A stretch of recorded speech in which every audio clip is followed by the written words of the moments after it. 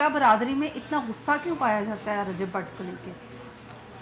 तमाम वकला बिरादरी का तो नहीं है, जो कुछ यूट्यूबर्स का आपस में मसाइल हैं वो भी है। वकील साहब जो उसके कंप्लेनेंट थे, सारी बिरादरी ना ही उनको सपोर्ट कर रही और ना उनको निगेट कर रही। हाँ, कुछ इंसिडेंट उसके बाद जो वो FIR होने वाला उस पर बिरादरी के साथ देते हैं वकला।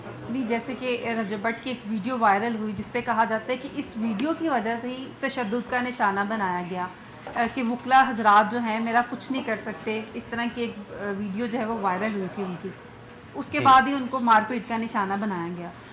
वो देखें, उसने कम्युनिटी पे कोई बात नहीं की, पहले तो ये समझने की बात है। एक वकील साहब उनके खिलाफ अगर वीलॉगिंग कर रहे हैं, उनके खिलाफ बात कर रहे हैं, तो उसने उनको जवाब दिया। लेकिन कुछ यूट्यूबर्स हजरात रजब समेत, खसूसन रजब को, उन्हें ये नहीं पता होता कि वो जो पंगा लेने जा रहे हैं उसके आफ्टर शॉट्स क्या हो सकते हैं, उसका रिज़ल्ट क्या हो सकता है।